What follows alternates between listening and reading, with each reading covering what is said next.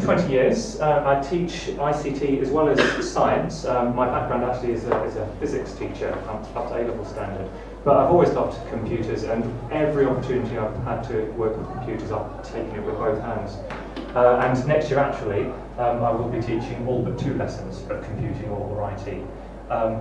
So I teach, as I said, at Wollaston School in Northamptonshire, and I only bought my first Pi as recent ago as Easter 2014, so actually not that long ago. Aims of my talk, I've just got 5 of those aims, to give a context to where I feel lower secondary school students are with coding at the moment. To explore why Pi, why did we choose to go down that route when we've got classrooms full of very good desktop computers. To share the practicalities of Pi teaching, so if you go this route in a school, what sort of practical things did we learn the hard way?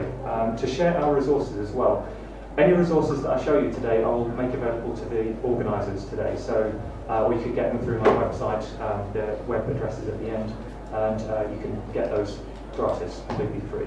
And also, where does Wollaston School next? So what have we got in mind for the future at the school? Okay, you don't need to put your hands up, but I asked my class this, every single class that I had. Okay, hands up who knows what coding is. I had a few hands that went up. I didn't see this one coming, actually, but if you think back to when this film came out, perhaps the response is not quite so surprising. That was pretty much the response that I was getting.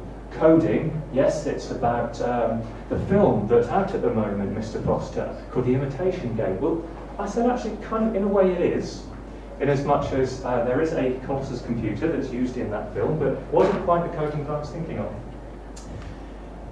Statistically, it was something like 9–10% of the students only had any clue whatsoever what I actually meant by coding when I was talking about things like Python, Scratch, and so on and so forth. So a little bit scary. So we hit Scratch first of all as an introduction. This was on the desktop computers. I teach, you follow was my initial approach. So let me show you how this works, then you follow. They found that really quite difficult. So then I thought, okay, lesson 2. How about if I give you some worksheets and you read the worksheets, that involves you using some English skills, some literacy skills to do some reading, and you follow the instructions because you're finding it hard to take in verbal instructions. Didn't work too well. Okay, I will show you on the screen, and then you read a recap of what I've done here, and then you follow those instructions. No. Finally, I said, okay, right, I will take some time out, so I will commit to do the same challenges I've given you. So I'm going to find some tutorials, I'll do those tutorials in Scratch, I'll put those onto the network area for you, I'll put my games on the area for you that I've developed so you can see the tutorial sheet, you can see the finished product, and actually if you want to, you can then download the code, or upload the code into your Scratch account, and then you can work on that, tweak it, and so on. I don't know what's happened to literacy skills over the last few years, but asking students to read at secondary level still is a bit of a problem, or certainly in the comprehensive sector. So boy, but we got there in the end. We moved on from that from the desktop computers running Scratch through the website to the Raspberry Pi. I had the first term actually to ask myself the question, why would we bother, as I said in the introduction, why bother to get Pis out when we've got perfectly good network computers in the school? Well, there's the new curriculum, of course, that's coming from September. There's the Hour of Code website that we got involved with, and they promoted the Pi. There was the Google sponsorship, so Google provided a bunch of Pis for us to use at no cost to us at all, so why not use them? And the OCR GCSE computing course has got resources as well, so there are plenty of good reasons to why we would follow the Pi route. Student speak, I'm sorry, I teach in secondary school. Comments students made were along the lines of, sir, that's bare good, pun intended there, bare good, sir, as in, there's no case.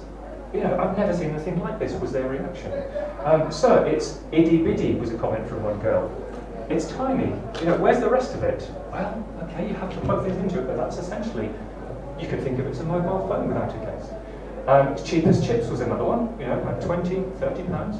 Spiky pins, that's unusual, they said. I like the music making when we hit Sonic Pi, and of course they all love Minecraft, didn't they? So there were many things that the Pi had going for it. So we dipped our toes in the water. We decided to use the timetable IT rooms, but start to kind of take computers apart, as in take the mouse out, take the keyboard out, use the monitor that we've got there, and then plug those things into the Pi. So, didn't work particularly well. So I said at the bottom of the last slide there, we ended up buying our own equipment, our own keyboard, our own mouse to go with the Pi. Our first lesson, bit of a puzzle to the students. Memory cards not fitting. How could that possibly be a computer? I can't do it, it's too difficult. I've never done anything like this before. What goes where? This is a classic. Wondering why Sonic Pi wasn't working. We weren't getting sound out of Sonic Pi because they'd plugged the headphone socket in the desktop computer rather than the Pi output. Second lesson, okay, by this point we've now got the order for the separate keyboards, the separate mouses and so forth. So we gave them a little pile in the second lesson like this to go away and set up. So it seemed to work a lot more smoothly than using the things in the classroom we'd got already. Third lesson, unfortunately, we hit our first problem, a cracked SD card slot. So this is the older Pi, it's not the B Plus or the Pi 2. Now I've got to say, this has now gone through. We've used these Pis with not just year 9, year 8, but now we're doing it with year 7. So that's about 500 students that had their hands on these things. We've only got 24 Pis in the whole school. It's gone through that number of students over 6-week blocks times 2.5. That's not bad. That's the only damage that we've had so far. Okay. So obviously we watched that. We learned things like how to make images as quickly as possible, take images from the perfect image that we've created, doing things like using USB hubs with card readers in, so that now we're at the point where we can make, we can take an image, write an image in 20 minutes. We have a hub set up with multiple card readers, so we can do a class set of 15 cards in about 2 hours. I've got to say technicians are not too keen to support us because they do Windows. They don't do Linux, they don't do Raspberry Pis. We're working on that one, but at the moment IT teachers are doing the kind of setup. So we label our cards, we write a list of who's got what Pi, so as lessons go through one to the next, they have their same Pi from lesson to lesson. We're not at the point of networking Pis yet, which is obviously one of the development points. Tiny components, we wanted to do some physical computing. Someone had to suffer this. Pringles, pots, other brands of crisps are available, of course. I suffered eating Pringles week upon week upon week to get these little pots, because these are ideal for putting your components in. And of course, excitement-wise, the students see the Pringles pots and get very excited when they do these things. So that worked well for mini breadboards and components, this kind of thing works very well. We have now got some Pi 2s as well as the Pi Bs. We leave the SD cards in the Pi 2s and we just label, we number each of the Pis now. So again, there's a kind of lesson by lesson carrying on with the Pi that they had the week before. It just makes it a bit easier.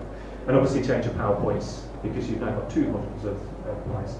Now, I mentioned resources earlier on. I spent a weekend on each of these creating some Minecraft worksheets, some Sonic Pi worksheets and some hardware physical computing worksheets. I'll just quickly show you my Word worksheets. I take my hat off to this lady, Carrie Ann Philbin, and also I've got the acknowledgements at the bottom here, and also to David Whale and Martin O'Hanlon's wonderful book, and Carl Monk, and of course the Raspberry Pi Foundation, because all of these projects are based on those 3 sources. But what I wanted was a single sheet to give to students to say, here's a quick intro, here's the code, go and get on with it. With Year 9, certainly, we didn't feel there was enough time in the year to talk about programming theory, pseudocode, etc., etc. We just wanted to give them an experience of coding. So we felt this was the kind of most efficient way to do it. So we had, so you may recognise some of these if you know those resources. So teleporting, flowers, I've changed the titles. Melon teleport, that's a cracking one. Instant buildings, building bridges, treasure hunt, and the Whacker block, which is on the Raspberry Pi Foundation website.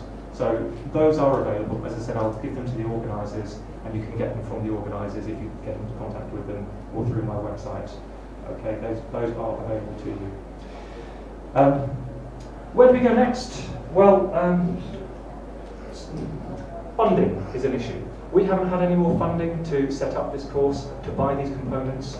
So I've been looking for opportunities where maybe there are STEM grants available, or there are outreach activities available, tuition, working with primary school teachers, and kind of getting them in to explain how the Raspberry Pi works, because it usually comes with a pot of money.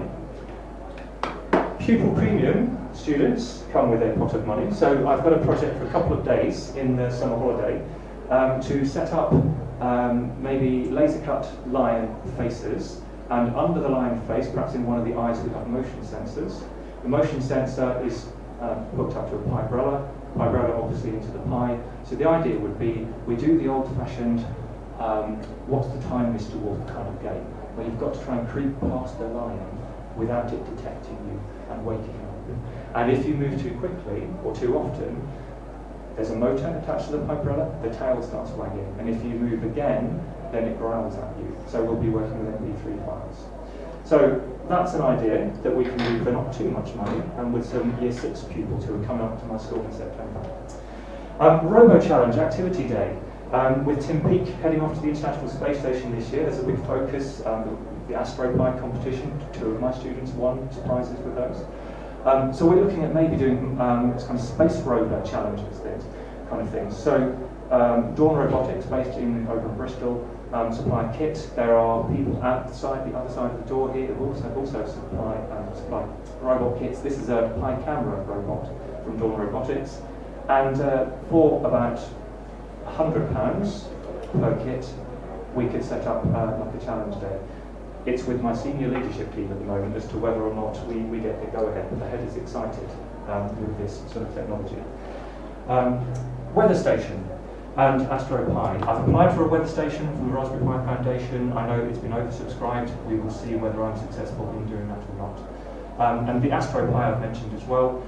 I was with 2 Year 10 students yesterday who had never heard of Raspberry Pi before, but, well, apart from when I was talking to them about the competition, they won an AstroPi kit. So I sat down yesterday afternoon for an hour, and their faces were delight when we got this itty-bitty computer out of the box, and they got to plug everything together and got it up on the screen in front of them. So such excitement, and they are not computing students, but they had a great idea. One of my students had an idea of using the AstroPis with Tim Peake to sample some heavy metal music, some chords from a guitar, and then Tim Peake could fly around the Earth, tilting it using the gyroscopic sensors to play different chords. And then the other astronaut could have different drum kit, drums and cymbals, running on his AstroPi. So we could have 2 astronauts, Chinese, Italian, who knows, heading around the Earth, jamming as they go, one playing chords on different instruments and the other one accompanying them. You know, Raspberry Pis and the AstroPi are a fantastic combination. Networking Pis I've mentioned, and maybe a room set aside for Pi use, maybe Arduinos, maybe Galileos, I don't know. I'm hoping my senior leadership team will see the potential of the Pis in all sorts of subjects within the school, and we can maybe set aside a room where kids go and do technology using Raspberry Pis. Can you help? I don't know who you guys are, but I've mentioned already, kit is a problem at secondary level, getting the funding for it. Expertise. Could you approach a secondary school, a primary school, setting up a code dojo, perhaps, or a coding club? Could you offer to speak in a school about what you do if you were working in this area of technology? Could you offer work experience to teachers, funnily enough, or students? Releasing teachers is a problem as well. I was told a few years ago the training budget is something like I can do 1 course per year, that's it for 1 day. You know, learning this stuff, I've basically given up all my hobbies so that I can learn this stuff in my own time, in my holidays. So that's also an issue as well. Is there any kind of support you can give to teachers in training? Just to finish off, I've got a few of the resources that I've found incredibly useful over the last year up there, and again there'll be some people who will recognise up there. And I have got 1.5 minutes. If there are any very quick questions, I can probably take a couple. Otherwise, I'm around until the middle of the afternoon, and you're quite welcome to catch me outside. Any questions? Yes. I've got a comment. I work at Peterborough Regional College at the university, and I totally get where you're going with funding, even though I seem to be able to spend 75% of my department's budget on Arduinos and Pi. I'm interested in working with people like you because I'm going to get what you deliver out of school. And I think there's a massive disconnect between us and you, because you're just starting doing the computing curriculum, and I'm waiting for BTEC to catch up. So I want to be prepared. We're already doing quite a lot of this stuff anyway, just at a slightly higher level. So I'd be very interested in working with schools of people like yourself. Certainly from a CPD perspective, so that's great. But it's whether you can do that through a CAS or do it through something else instead. But yeah, I think it's good that you're actually doing this. So. Well, I totally take the funding. Yeah, it's incredibly difficult. And as I said, Raspberry Pi and such like has become my hobby, my life for the last year where I've been learning to teach the. Okay, we are finished. As I said, I am around until the middle of the afternoon, so if you would like to catch up with me, swap contact details, whatever, I will be around. Okay, thank you very much. Thank you.